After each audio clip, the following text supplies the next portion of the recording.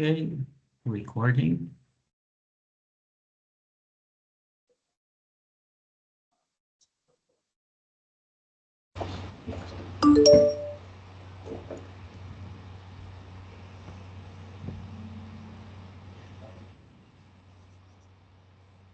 So welcome those eventers.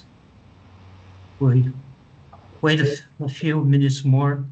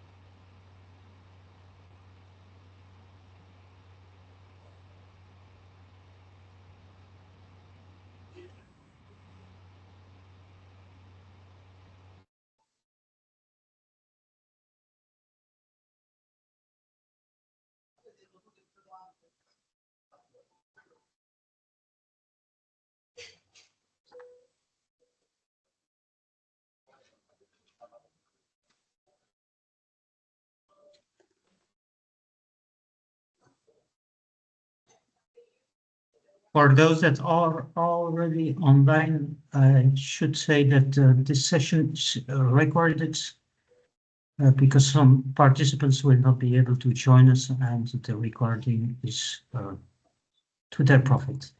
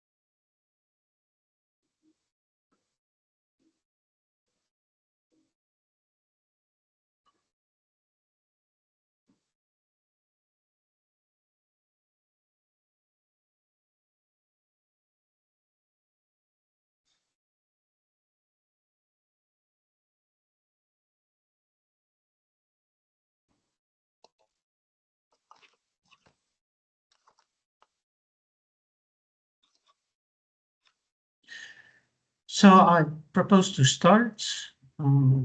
Matthias from the Belgian Embassy has not arrived yet, but I will let him present when he joins us and when he's ready for that.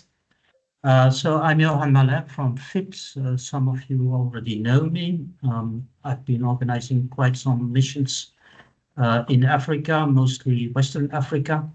At FIT, reading that. At FIT, Steve and me, Steve who will join me, we are a little bit specialist of public procurement and of international organizations financing this public procurement. So many Flemish companies already know that and join us whenever they know that there is a focus on public procurement. We think this time that will be the case. It will be the case. I see my, okay, now it's working.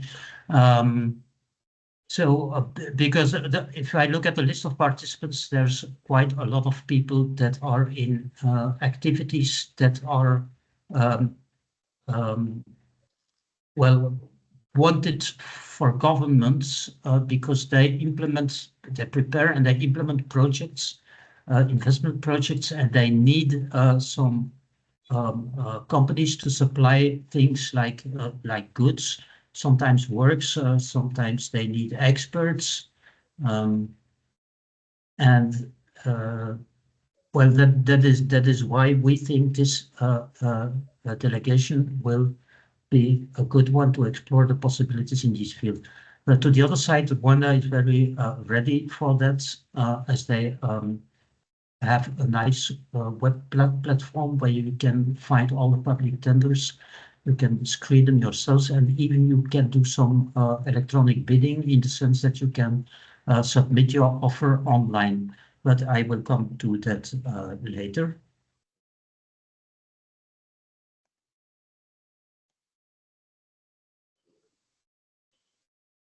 So Rwanda and public procurement, I will go very fast on this. Well, people going out of the session and coming in again. So Rwanda Public Procurement, the organization that is responsible for public procurement is the Rwanda Public Procurement Authority, and they are renowned by the international community as having one of the best public procurement systems in Africa. You could go to the MAPS website.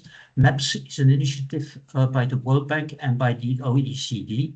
So I would leave him, Matthias.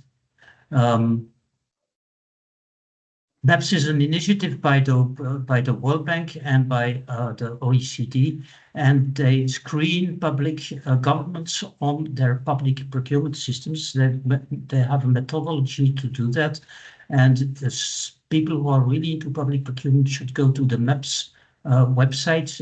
I put a link here behind the logo, and you can find the complete reports on public procurement. This is an image of the website of the Public Procurement Authority, and you can read everything you want on the subjects.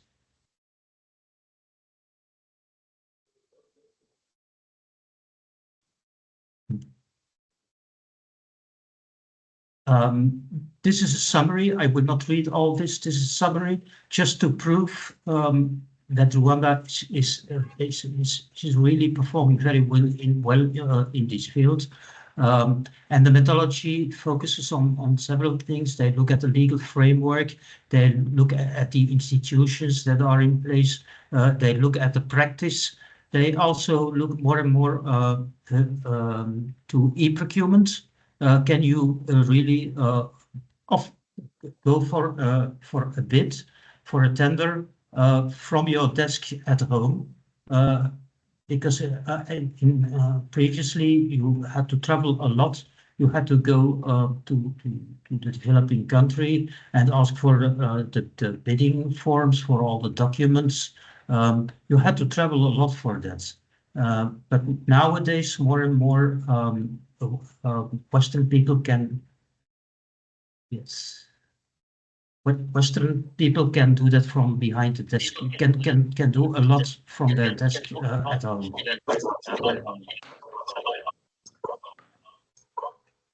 May I ask that everyone closes down its mic because I hear an echo.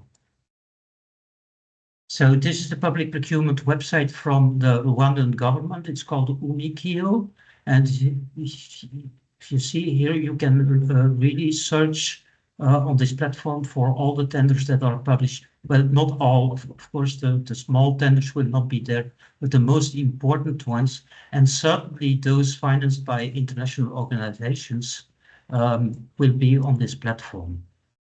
So that's already a good starting point. For instance, I know there's a water company in our delegation. They could go to this website, type in water, or maybe even if they know the name of the authority that publishes standards on water, they can fill in the name of this authority and find the right tenders this way. If you're supplying transport systems, you could type transport and see what comes out of it. Okay, I see now that the water company has arrived. So I'll let him in. Very interesting initiative, this website. So I was talking now about public tendering, just without speaking about the financing, but of course, in a country like Rwanda, A lot of this tendering is financed by multilateral organizations. The World Bank, African Development Bank, the European Union has its own development cooperation. You could also add bilateral development cooperation like ENABEL or Belgian development cooperation is very active in Rwanda too. So those are all reasons to search for that market. Why involvement? They work really in lots of sectors. They are into ICT, into renewable energy, water, agriculture. Um, I have looked at our delegation, and almost all the companies that participate to this mission could be interested by those tenders. Some of them directly, some of them as subcontractors. If you're a subcontractor, maybe it's a bit different. But in one way or another, all the companies that participate would be interested by those projects and tenders. Why go for a World Bank tender and not a local tender? Because the bidding process is very transparent, and you will be paid. You're sure that you will be paid. If you have a contract with a government, especially if you did not care to take an insurance from Credendo, you might run into difficulties because you are paid a bit late, or maybe partly or completely not at all. You have many possibilities to complain if you think that the tender was, that there was a mistendering, or if things are not transparent enough. You have possibilities to complain at the World Bank if you wish to do so. Why are they also interesting? Because they're a gateway to your local network. World Bank, African Development Bank, the European Union, even the United Nations. They work with governments all of the time, so they know the people. They know the interesting stories behind the people, and maybe they can give you a hint where you should be a bit prudent or not. So interesting gateway, we think, and that's why on the second day we'll try to organize visits to some of those institutions, but also to the ministries and the agencies, because in the end it's the ministries and the agencies that implement the projects.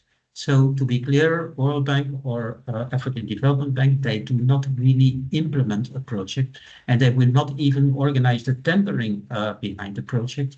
That's upon the local administrations to do that. So we have this combination between visiting international organizations on the one hand, and ministries and implementing agencies to the other side. So just this slide, you can look at it at ease after the presentation, but just to show you some suppliers to not take into account that a project is not something that is done in 6 weeks or even 6 months.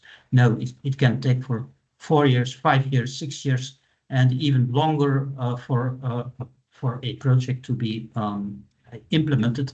And we call that the project cycle. From the start to the end. It starts with the bidding for consultants and experts to prepare the project and even to write the terms of reference for a certain project. And then the project is implemented, and maybe works will have to be done and goods will have to be supplied. That is we call a second phase. And then towards the end, the project will have to be evaluated. And some companies are really specialists in evaluation. They know how to do that very well, and but also this process is standard. You know, as a specialist of evaluation and monitoring, you can tender for such things. Just to show you that this is something that takes a lot of time. If you want to know if this is of your interest, you should ask yourself if you are working in the right sector of activity.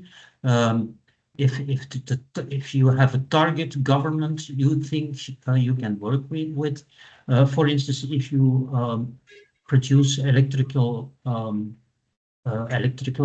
equipment, maybe you should go to the website of the electrical agency, the agency for production and even for distribution of electricity, and see if they don't publish tenders of their own.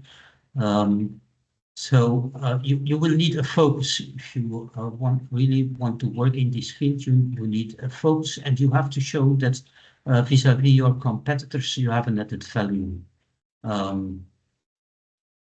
Because, well, there are many companies that will go try to bid for tenders. So you will have to show that you, first of all, have experience in the country, that you have a lot of regional experience, that you know the country, that you know the local situation.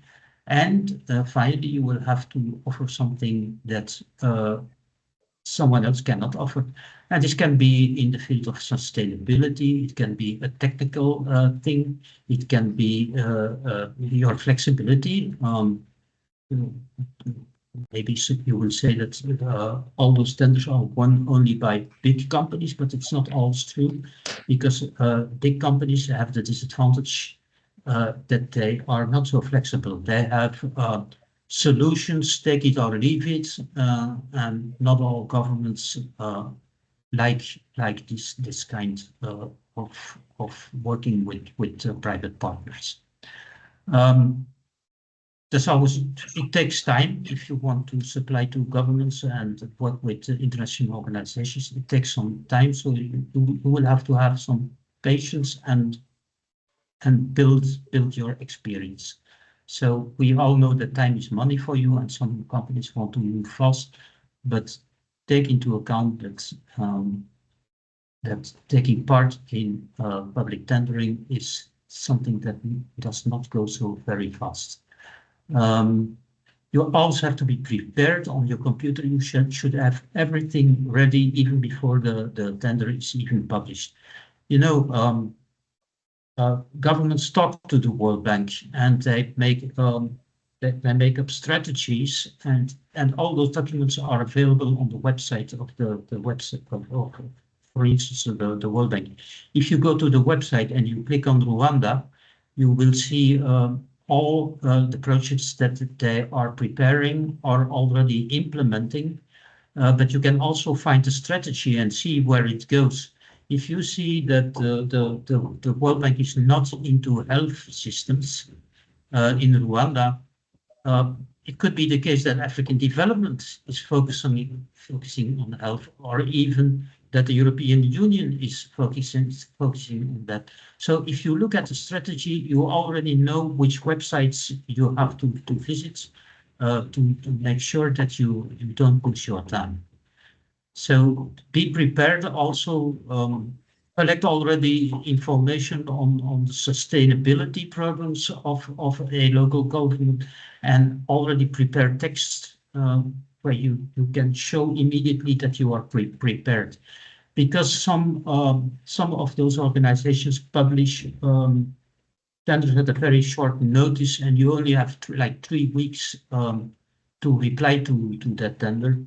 And then you cannot start collecting all your references and make up stories. You should have all that ready. In this story, there's a big difference also between a head contractor and a subcontractor. If you are the head contractor, then you will have to do a lot more preparation, and you have to have a lot of experience. If you're only beginning to bid for public tenders as a subcontractor, then you have to be less prepared, but then it would be necessary to have a local partner who does the main contracting and who replies to the bid. And that has another advantage, meaning that local authorities will like to sign contracts with local companies more than that. So if you have a local partner, you can avoid acting like a Western company through your local partner. And that was my little presentation on working for governments and working with international organizations. This QR code leads to, again, to the website with the Belgian delegation. Check it. If you are not there, then there is a problem. Houston has a problem. Let me know if you're not there, or if you want to change something on your text. Also, the link is leading to the same website. And here you have the email addresses of myself and my colleague Steve. So I pass the floor now to Mr. Matthias Clevier, who is a diplomatic collaborator. I don't know if I translate the title in the right way. Matthias, the floor is yours. Thank you, Johan. I work at the political and economic section of the Embassy of Belgium in Kigali. Sorry if I'm late. I had the impression that the meeting is well in progress. For me, it started 19 minutes ago. I will give a short brief on the political and economic context in Rwanda, without going into too much detail. And I don't know what participants already know about Rwanda. Of course, I see some Rwandans in the room, so they are well informed. But it is a country that often, if you go into the politics of it, it becomes very polarized. People like it or they don't like it. So that's one thing to take into account.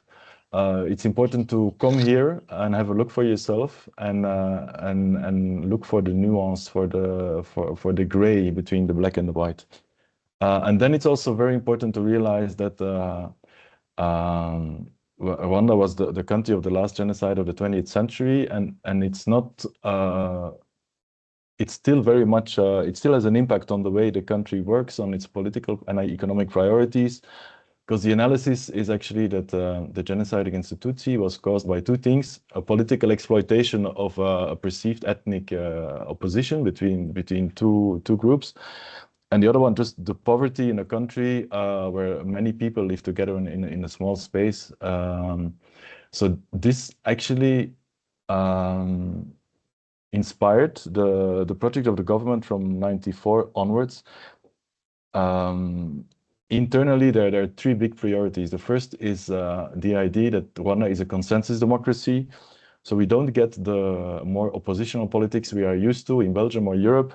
Actually, this decision-making process is done in a streamlined and a bit, how would I say, it's less visible. There is an article in the Constitution which says that there's a constant quest for solutions to dialogue and consensus.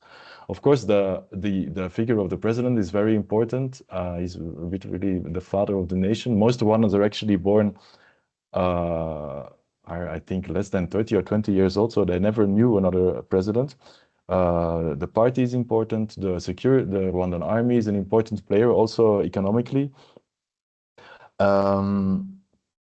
So you have to take that into account, this political context, and then also the fact that there is a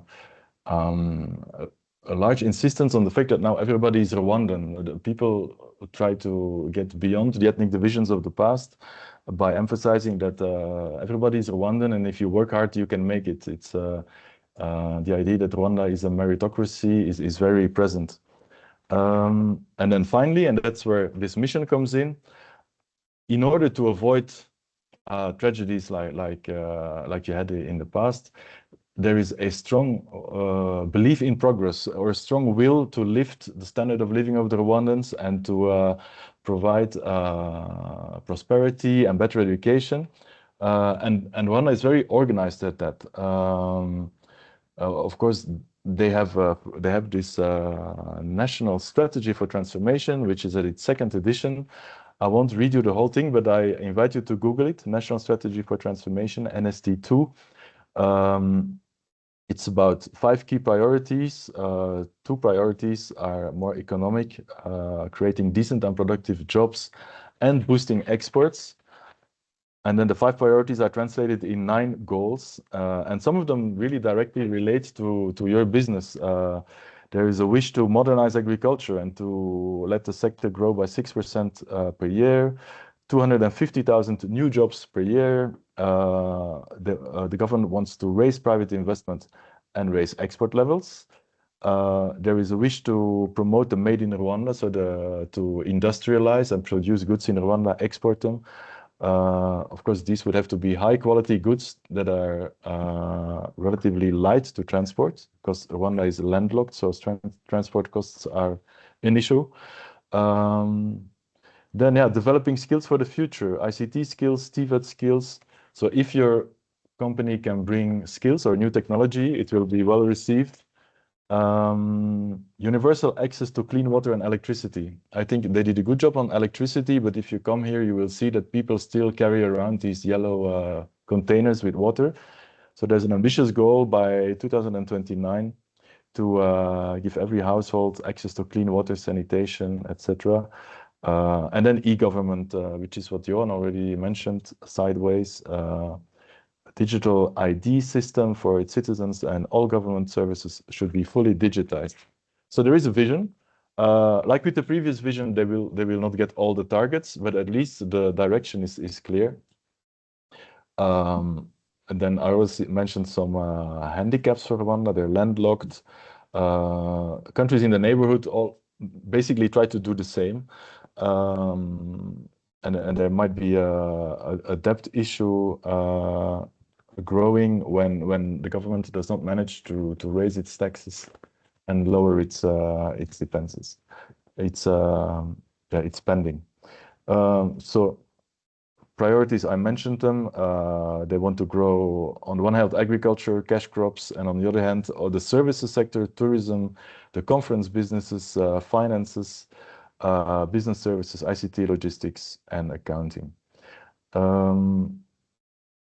For the foreign policy of Rwanda is then basically a logical consequence of the internal or domestic politics. The Rwandan army is very serious about maintaining the security of the Rwandans and the Rwandan territory. And then the other outward-looking phase is the economic diplomacy,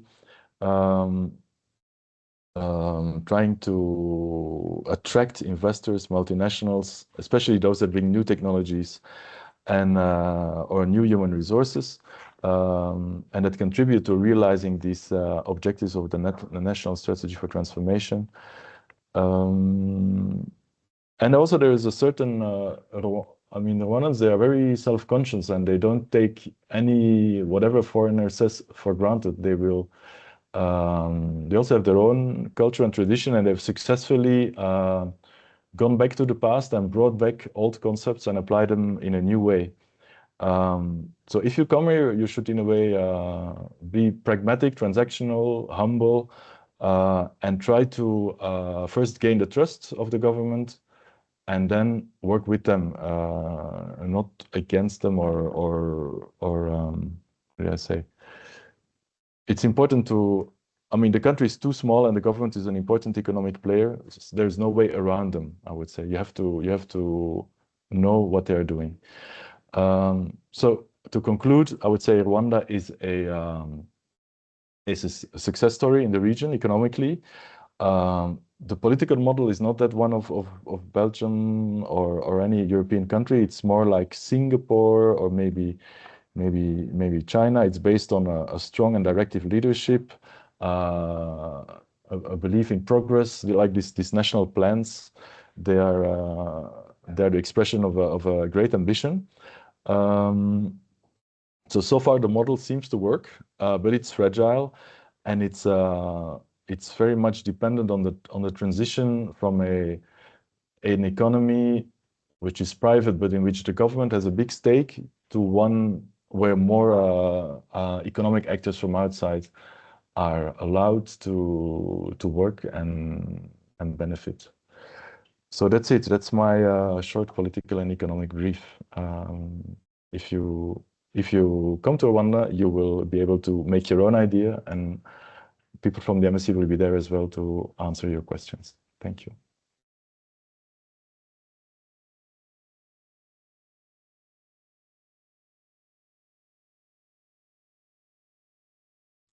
Johan, it seems that you're muted. We don't hear you.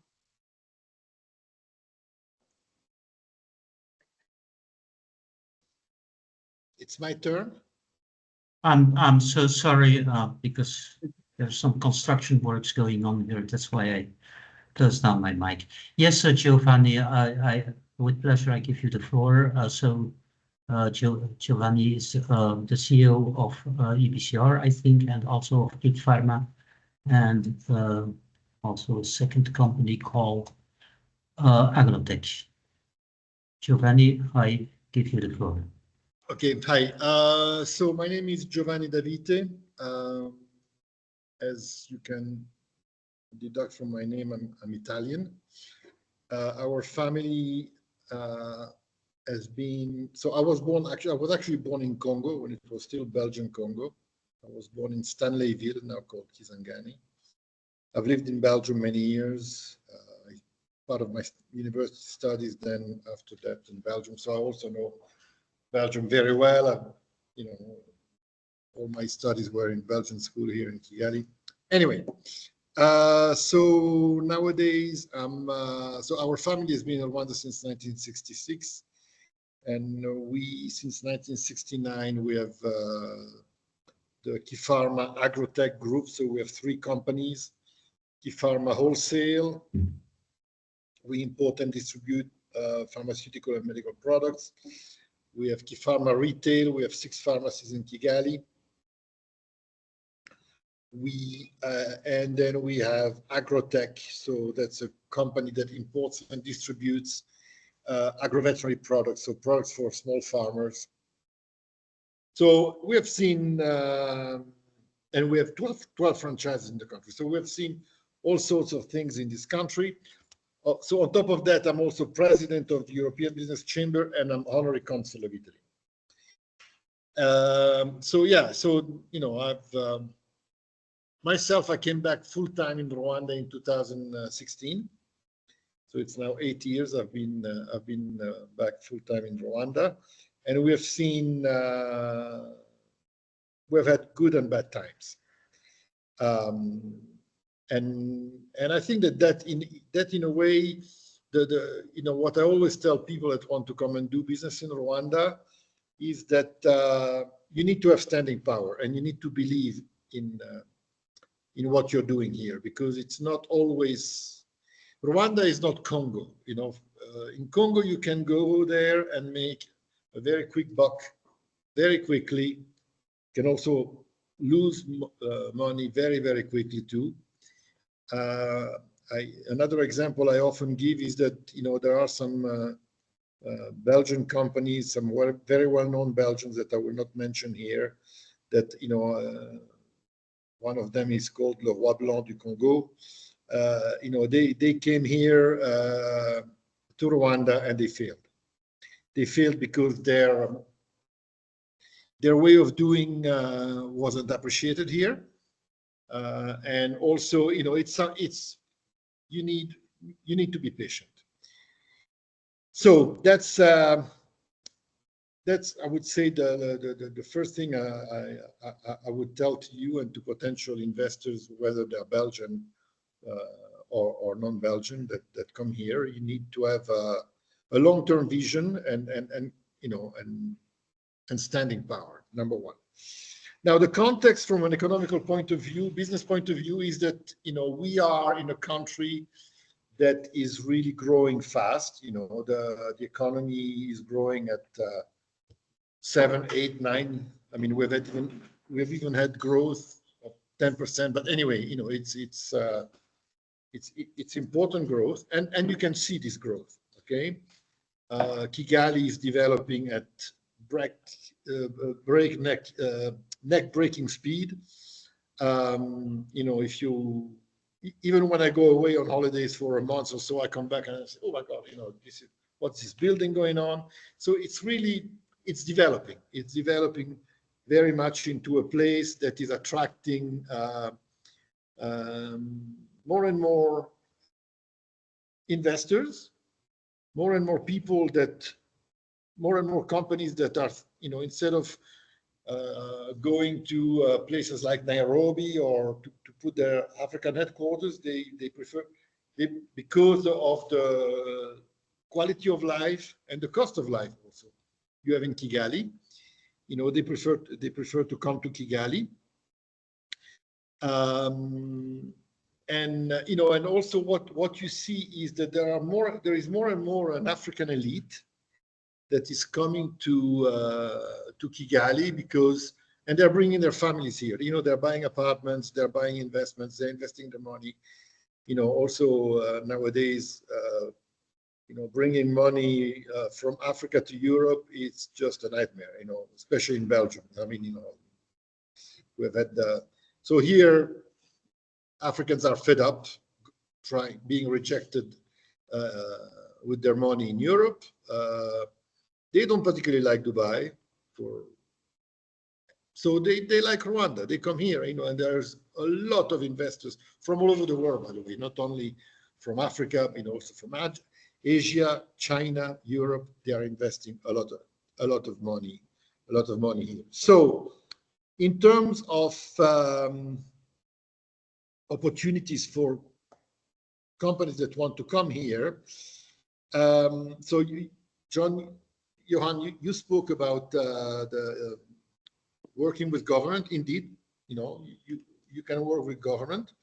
You know, government always pays you, but pays you sometimes very late. So again, you need standing power. Okay, and you can do good deals with the government. We work, a lot with government, but yeah.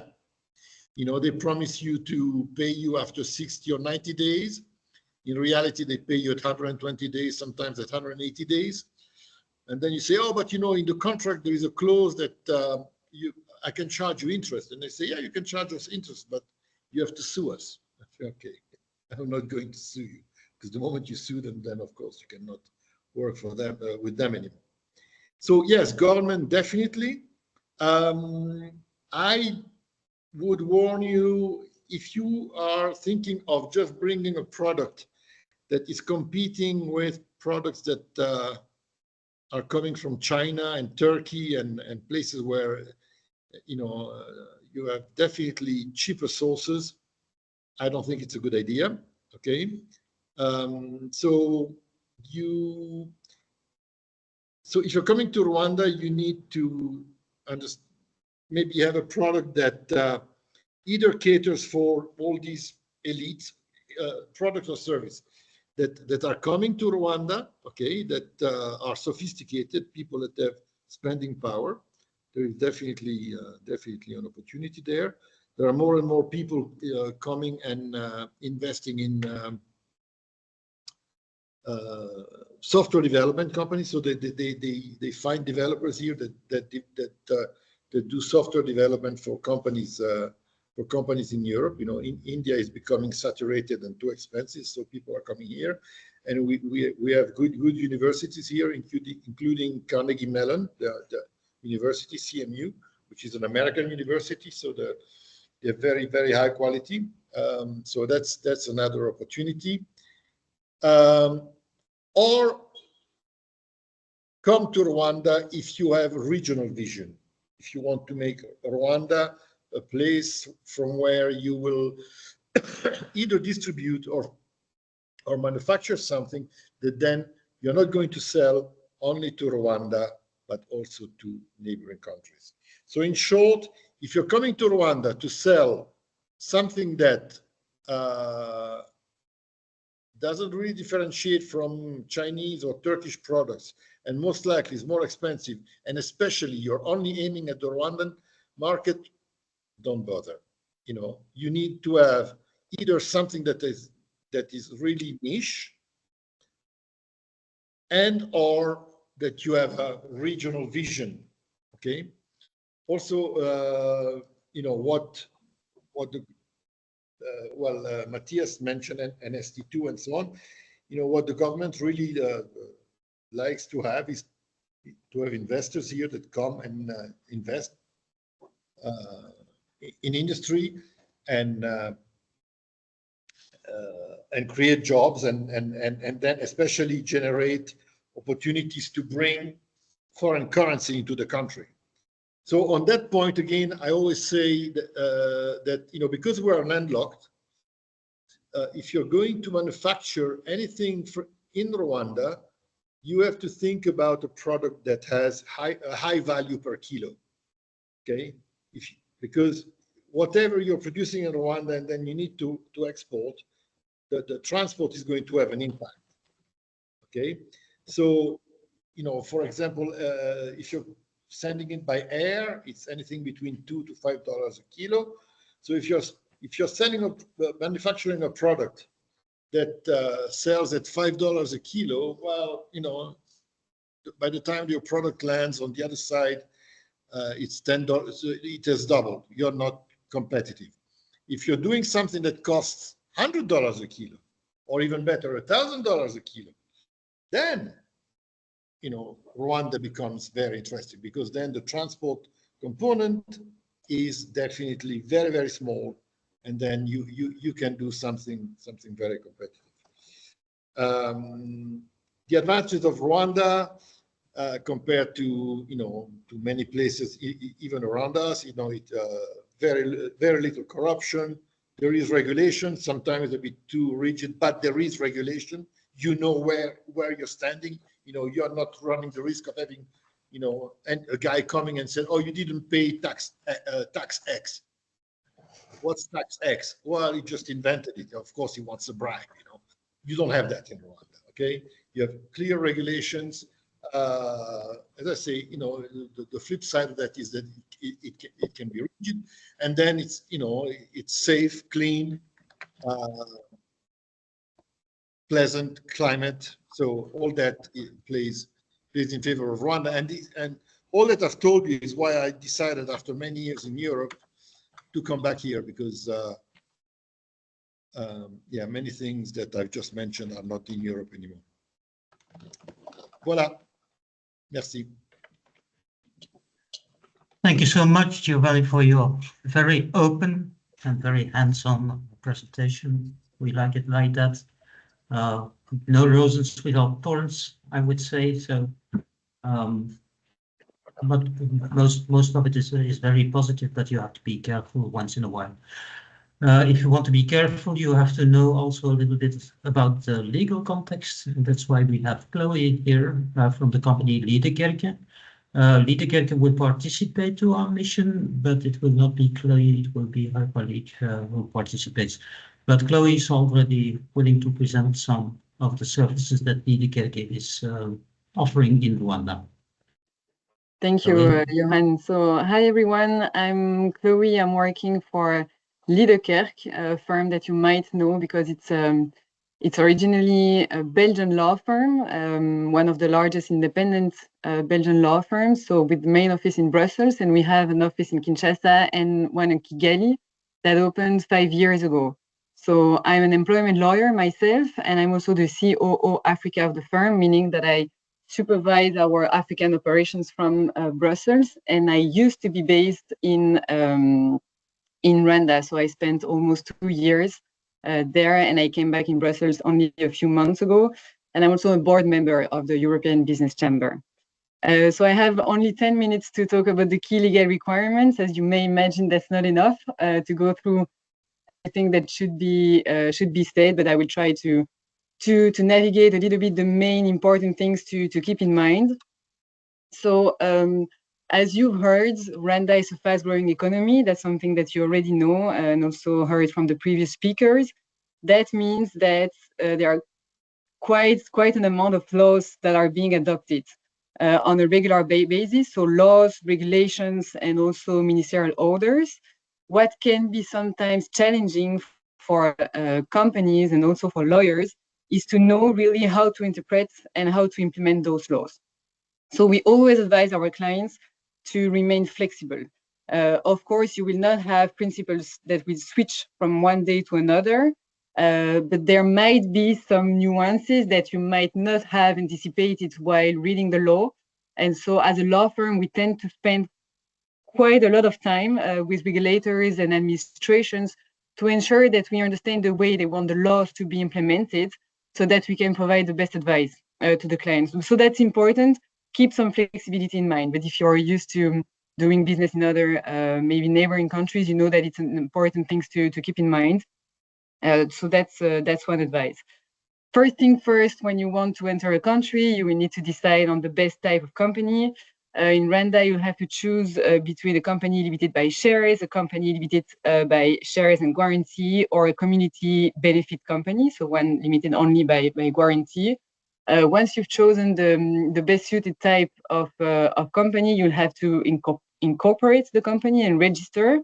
You will go to the RDB. That's one of the main bodies in Rwanda, and you will meet them during the mission. Here, to incorporate the company, you will have to deal with the ORG, so the Office of the Registrar General. That's where you will incorporate the company. So that's an office within RDB, taking care of all the legal requirements. You will have also at RDB one-stop center. So that's basically a place where you can go and you can have a lot of information when you want to invest or settle in Rwanda. That's also where you will get some licenses, some investment incentives if you're eligible to those incentives. So that's a very important place to have in mind when you consider entering Rwanda. But of course, you will have all those insights during your stay there. So I was talking about the investment incentives. There is an investment code that was adopted a few years ago. You could benefit from some tax incentives, other exemptions on, for example, withholding tax, VAT, reduced corporate income tax, provided, of course, that you meet the eligibility criteria. You can ask RDB about those criteria. We also have a list. If you're interested in that, don't hesitate to ask us. We'll be happy to provide you our list. It's a template, so I basically only have to share it. For the employment and labor laws, you know that in Belgium, it's a very protective system towards the employees. It's a bit less protective in Rwanda. To give you an example, the maximum notice period in the law is 30 days. So for Belgians, that's a bit crazy, completely different from what we know here. So you still don't have a minimum wage, for example. So we know that there are discussions and they want to adopt a law regarding minimum wage, but that hasn't happened yet. So you will find very similar principles to the ones that we know here, but keep in mind that it's less protective towards the employees in Rwanda compared to Belgium.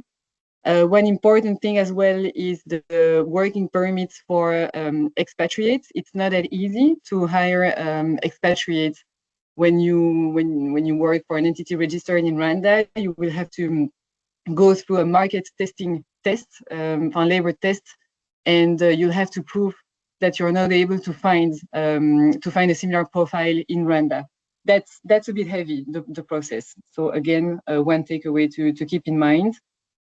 For the payment of social security contributions and taxes, you can do a unified declaration with the Rwanda Revenue Authority, so RRA, the tax administration. So it will be combined, which is actually quite efficient, I think, and easy for companies. For the tax burden, it's maximum 30% for the occupation of employees, and social security contributions, you are around 10%. When it comes to taxation, you have a relatively straightforward tax system. You have a CIT, so corporate income tax, that has been lowered last year, a few months ago, from 30% to 28%. You have the VAT on exported services. You have reverse VAT on imported services when you choose to call upon foreign services, whereas the same services are available in Rwanda. That can be sometimes challenging to prove that, but still the rule is there. And of course, the payroll taxes that I've already mentioned. Bear in mind that some sectors are a bit more heavily regulated than others. So you do have it for capital markets, for example, but also mining. And so you have some regulation from the regulators, and you have to keep abreast of the developments or the guidelines that they might issue. Same for the banking sector with the National Bank, the BNR. So again, just a reflex, but it's the same everywhere. But so it's also like that in Rwanda, of course. Other topic that was a hot topic last year, it was the data protection. So Rwanda has adopted a law that is based on the GDPR, same principles, a little bit less sophisticated here and there. But so it was adopted 2 years ago and it entered into force last year, meaning that when you register a company in Rwanda, you will also have to register with the data protection officer as a data controller or processor, or the two, if that applies. So that's another certificate to have. It's a straightforward process. Honestly, it's quite easy, and you can do it yourselves. And then you have to adopt some policies, but these are principles that you know also from doing business in Europe. Regarding currency, then I will have one more point after that. No, actually, that's my last one regarding currency. So when you transact within the country, you have to do it in Rwandan francs. So for all goods and services sold in Rwanda, that happens in Rwandan francs. There are some exemptions, of course, for international transactions. You can do some transactions in USD, and there are also exemptions for some services sold in Rwanda. The most important and famous one is for tourism, of course. So you can pay some hotels in USD, but there is a strict guideline that has been issued by the BNR. Was it last year or a little bit before? And so this is being very the government is following up on that. That's a hot topic, so pay attention to that if you enter the country. So that's it for the basic overview. As Johan said, we'll be also participating to the mission, so there will be plenty of occasions to talk a bit more about laws, because I know that laws is a passion for every company. So.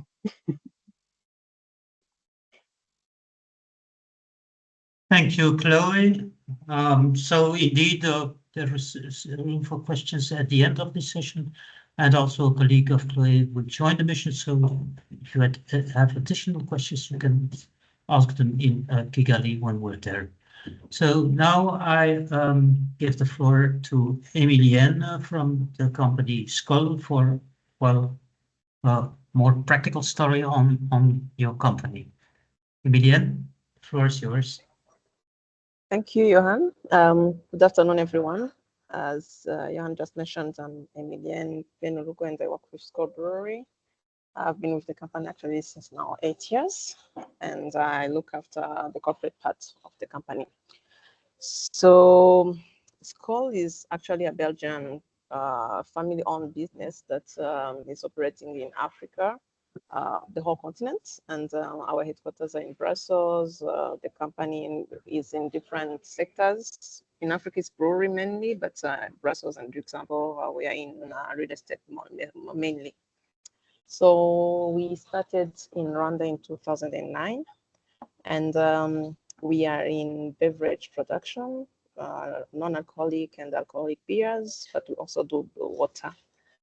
And when we started, the first product that we put on the market, we did it in 2010. We started with a low capacity of 80,000 hectoliters a year, but now we are now like reaching 750,000 hectoliters every year. So you can already see that we've been growing every year. And this goes actually in line with the country's also economic development, because our business has been growing at the same pace as the country's GDP. So as a manufacturing company that is operating in a landlocked country, you can already imagine some of the challenges that we've been facing, because when you're in the beer industry, there are some raw materials that you need. And our main raw material is malt and rice. And for us to get like a good quality, we need to actually import from Europe, because the quality even on the continent is not really that good. And when we get a bad quality, then we lose in our production process, which is also a loss of money. So we have some challenges when we have to import. It can be either the time it takes to get the products here because of the different challenges that you can be facing or problems that you can be facing.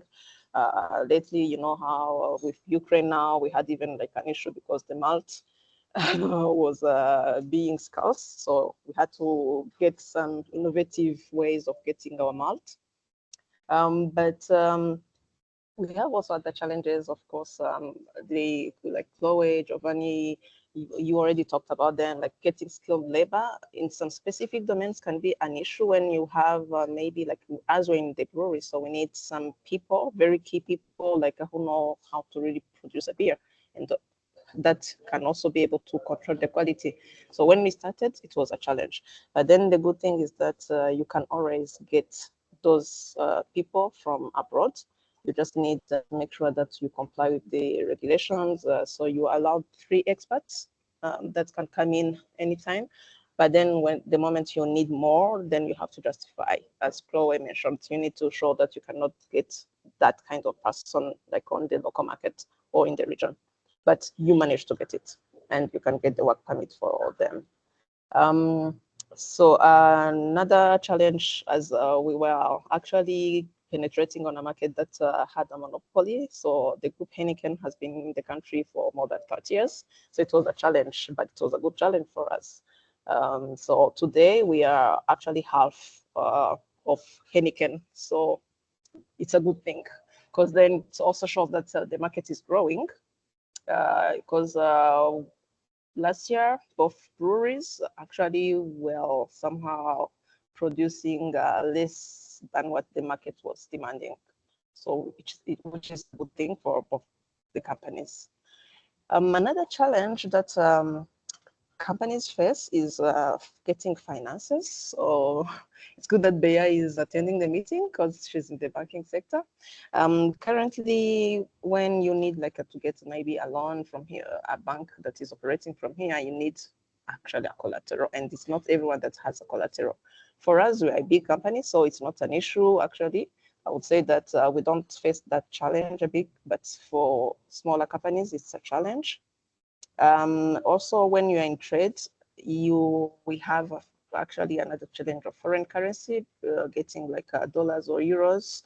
It can sometimes be a problem. So it's not easy currently, but maybe that is going to be solved because the country is doing a lot of things to address the issue. So those are some of the challenges. I'm not going to talk about all of them, just to mention them so that you can get an idea. But then what we've been experiencing, like operating the country, is that Rwanda is a country that is supporting really businesses, because we are here, we're actually seeing how the country is developing, and also the targets of becoming like a developed country in the coming years. So they're doing everything that is needed to put in place the different regulations, policies that can support businesses to help the country reach the target. And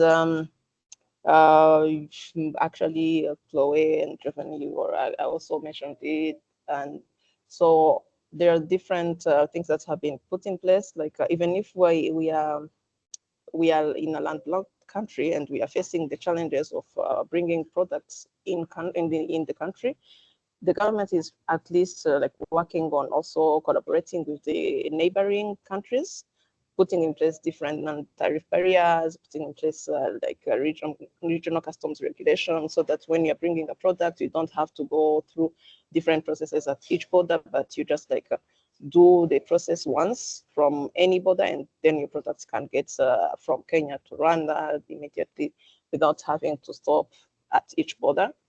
The country has been signing different double taxation agreements. So with Belgium, it's easy now because there is one that is in place. Because also I've been seeing that for investors like us, when you need to transfer back money, sometimes it cannot be easy to calculate the amount, because there is a new law that has been in place. So, but the good thing is that because of the different agreements between the countries, then it becomes easier to do business between Rwanda and your country of origin. Then the other efforts that the country is putting in place, I would say that they are trying also to work with the private sector. They do meetings, they to just like consult companies when there may be some policies that are going to be put in place. Though, of course, there is always a room of improvement, but at least they're trying to do it.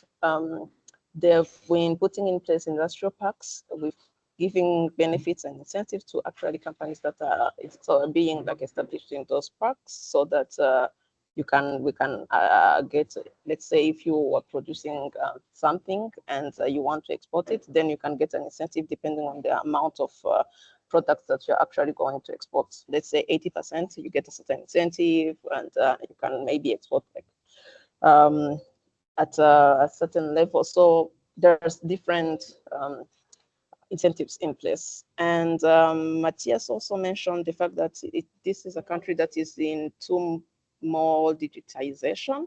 So it's a very positive thing for us, because when it comes to government services, like declaring your taxes and just doing applications of different licenses, because when you're, let's say, trading, you need to get an importation license or an export license, or if it's a product that needs to get like food authority license, you do everything online. So you don't have to actually move and go to the institutions physically, which was the case in the past. So now, time-wise, it's really effective and efficient. So you just need to be connected, and you apply online.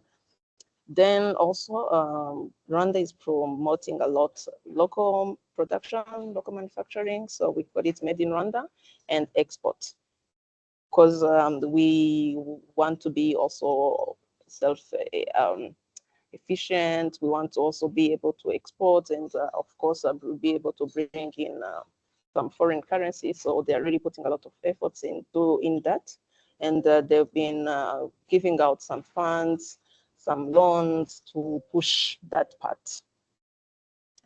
What I would say that companies that are looking at coming to Rwanda should maybe be really looking at when it comes to the best practices is that you need to be compliant. So you need to have someone that is actually making sure that you are following all the regulations, the policies that are in place, that you are aware of their existence. So this is why also it's good to be part of a community, to have relationships with different stakeholders, because then you are able to follow what is happening. If there's a new law, you'll be able to know that that law is now in place. It's going to be maybe implemented starting from this date. So it's very important. And the other part is that I would say that it's very also important to invest in the local talent development and the community. Because like for us, we've been building talents, like skills for our employees, because when you know the product and the quality that you want, it's always better to actually develop the people on ground, because they're the ones that we are going to be keeping and working with at the end of the day. Because the expatriates or the expert that you get, they are going to be given some time, but after some years, they will have to go. So you have to do transfer of the knowledge and the skills, and which is good, because then you're also contributing to the development of the country. So I don't want to say a lot, but I hope that I've mentioned some things that will be important for you. This is more really focusing on the manufacturing sector, because services, it's another thing. I would say that maybe services, it's easier than goods. When you have goods, it's a bit challenging. But the good thing is that the country is doing a lot of things to overcome the challenges, and is also listening to businesses, to investors, and they're ready to support, which is something that I find very positive for this country. Thank you. Thank you so much, Emilienne, for all those practical tips. You always have special attention from Belgians if you're from the brewery sector, I think. So let's go to Johanna now. She's our local partner organizing this trip for us in Rwanda. I will give you the spotlights, Johanna. So you can tell a little bit on EBCR, and also, of course, on the program of our mission. Yes. Do you have the slides? I can also do it without. No, I can give the slides to you, but then I first unspotlight Okay, so let me just start. It's not the most important because I have it in my head. And the slides can be shared afterwards. We are also a little running late according to European time. So the first thing I wanted to say, just really thank you to Johan for creating, and the embassy for creating this collaboration with EPCR and our chamber to ensure you can have a really good time when you arrive in Kigali, both in terms of content for your business, but also visiting Rwanda. So we like doing this type of business missions because we get to meet the European companies and you who are coming in and match with opportunities in Rwanda. So if we can go to the next slide. EPCR has like three main things. I put it a little bit more specific here, but we are here to inform the business community, the European business community, about anything that is happening in the private sector in Rwanda. We are here to connect you as businesses with opportunities and people, and then we are also here to do representation. So ensuring that public-private dialogue is taking place, that we are speaking with the government on behalf of European companies operating in Rwanda, and that the voices of this part of the private sector is also heard in this context. So, and then, yes, you saw a small picture of our yearly Christmas dinner just before, and I just want to say, if you are arriving anything before Sunday, we have on the 30th, we have, it's just an example of the events we are doing, but we do have our yearly Christmas party happening on the 30th. And anybody who is already here is really welcome to come and join us and to have a Christmas celebration in Rwanda and network with people. We can go to the next one. This is my small advertisement. Then I just wanted to highlight a few things of what you can get as a member of EPCR if you want to get into the market. So it's representation, it's access to our events, it's networking and business development. We have a free service desk where you can come and get support if you're here. And we do have market intelligence and insights. Then we do business missions. We do also tailor specific consultancy jobs for entry to Rwanda. If you want to stay here longer after this visit, we are also here to support. We have a co-working space for our business community, and we have some training and capacity building. So this is EPCR and what we're doing. Then I thought it was going to be nice to you just to have a little bit of travel advice and guidance before you come. We have 2 weeks or so before you are here. So you can get, the best is just to buy your visa. I don't know about Belgium, I didn't check, but if you need a visa, you can get it on arrival. It's super easy. In terms of vaccinations, the yellow fever, if you come from other places than Belgium that has yellow fever, you need your yellow fever card. Otherwise, check with the vaccination. If you have not traveled to Africa before, just double check what is required from in Belgium, what they advise, and make sure you do it. And also for malaria, we do have malaria in Rwanda. We don't have so much in Kigali, so normally it's all fine. But it can be a good thing to just take malaria pills while you're here. In terms of currency and payments, Rwandan francs are being used here, but we have ATMs and you can use your credit cards in most places. Language, most people also speak English and French, so it should be easy to communicate with people here. Transport and getting around, there's a few recommendations here on the slide, but most of it we are going to organize on your behalf. So we make sure our part of the trip is coordinated, but if you're doing more things in Rwanda, here is a few tips for that. Yeah, drinking water, I'm just going back to the health things. In general, Rwanda is a low crime place. It's very safe to be here as a woman. You can even walk in the evenings alone. So it's a very, in general, very safe place with low crime rates. So you can also experience this here. And then I just wanted to, drink bottled water. Maybe you can drink water from school, who's here in the call, but just for your well-being, because we do have different bacteria here that you don't have in Belgium. Next slide. Yeah. Then I'm just going to jump a little bit. You can buy SIM cards at the airport if you want to use your phone here. And on cultural etiquette, just know, besides what I wrote here, that Rwandans are very good at saying yes. So you can experience a lot of yes, but you don't have a deal before you have a contract. And that was, as a Danish person, where yes is a deal. And that was one of the learning curves I had to do here. Maybe Belgium is a little bit different or less naive than Danish people, but people are very sweet and are going to welcome you in a really lovely way. But you don't always know if that leads to a deal, so there is some follow-up on that. We can go to the next slide. I just wanted to show you the board. That is, some of them are here in the call, but this is also people you're going to meet while you are in Rwanda. And they can be supportive and helpful for you, either when you meet them here, but also afterwards. If you need anything about finance, you can ask Akash.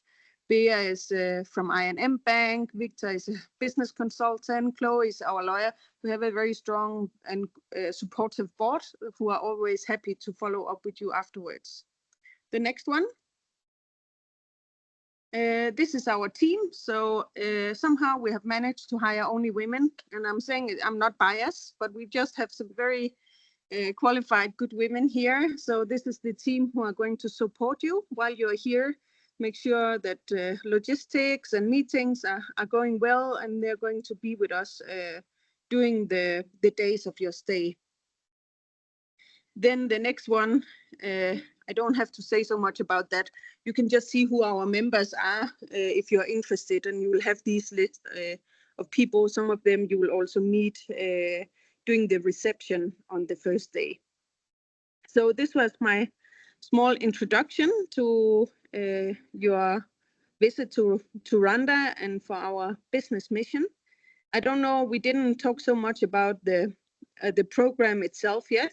We are still matchmaking your interest with companies and finalizing some things on the program. But I don't know, Johan, would you like to say a bit more about the program?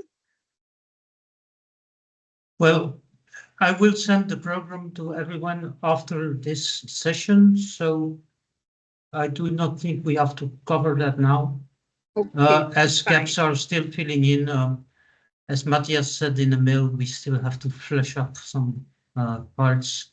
But if there's any particular question on the program, you can ask it. You're free to ask at the end of the session.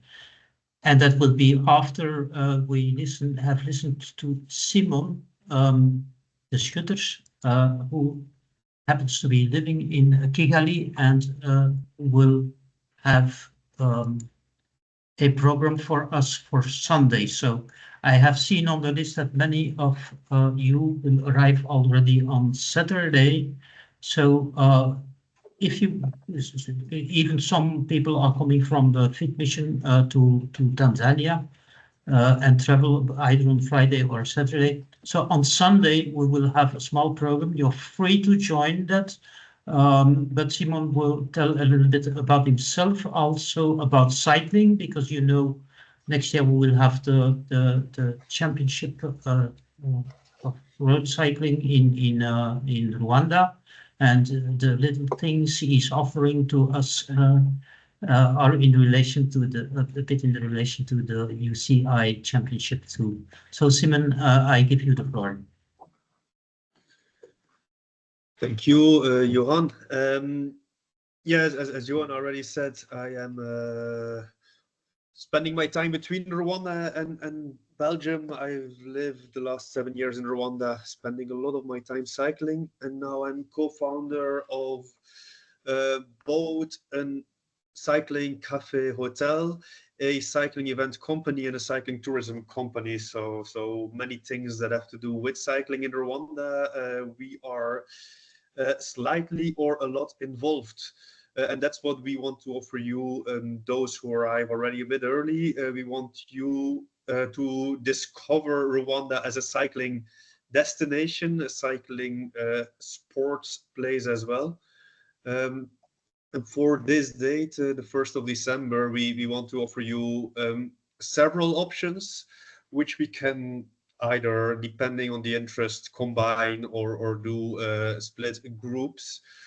So for those who want to ride a bike, but maybe not tackle the many hills of Rwanda on a regular bike, because there's no flat roads in Rwanda, just so you know, and you will notice a flat road doesn't exist in Rwanda. There's 1,000 hills, the land of 1,000 hills. I think that's an underestimation. There's way more than 1,000. So those who want to ride but are a bit maybe hesitant to tackle the hills, we offer you a city tour of Kigali on an e-bike, for which we will work together with our local partner in e-bike startup, who are offering e-bike deliveries, food deliveries right now, EB.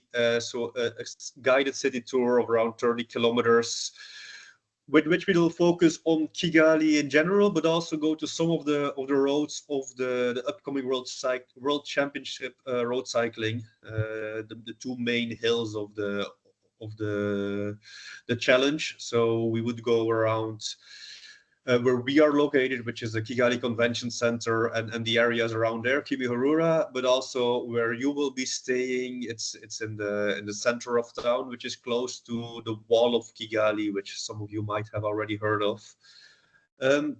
But then for those of you who maybe want to explore a bit more, we also will offer the option to rent a mountain bike and go into the hills just outside of Kigali, where we'll focus on Mount Kigali, which is again not too far from your hotel, but is immediately offers proper mountain biking. It's for the prologue of our mountain bike races as well.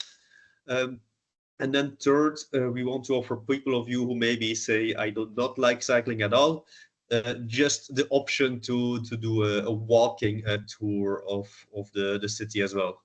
So that will allow you those first day before the program really starts to already get a feeling of Rwanda in general, and the cycling opportunities and just how beautiful the country is for cycling in 1 day.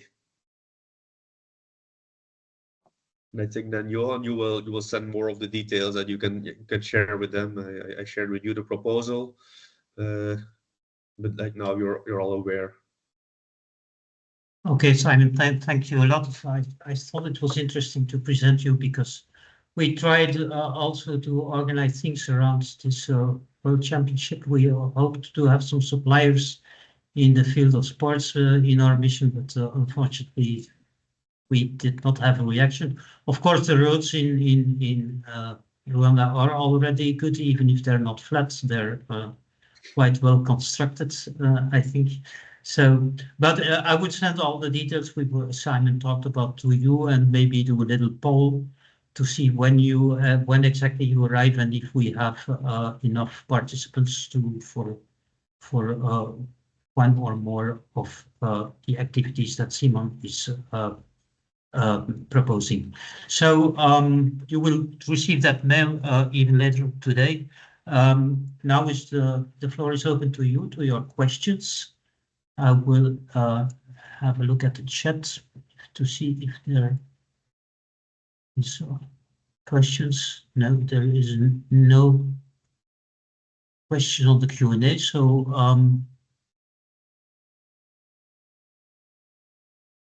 if you have a question, please let me know. Raise your hand if that is possible in this system, and ask your question.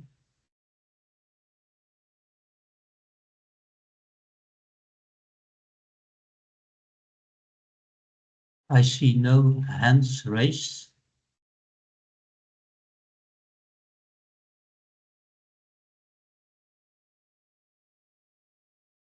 It means that we were quite clear today because no more questions as I see it. So thank you so much, first of all, the presenters, also a late thank you to Giovanni, who already left, but all of the presenters that are still there. Thank you so much. Thank you, Matthias, to also join us.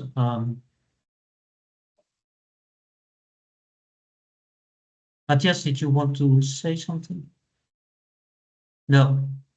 So thank you for joining us last minute. And well, most of you see you in Kigali.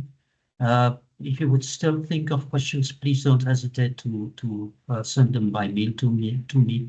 Now you know who is working on the mission, and you see that we have some network in Kigali. So go ahead with your questions. Thank you so much, and see you. Bye. Thank you very much, Johan. Thank you all. Bye. Thank you. Bye.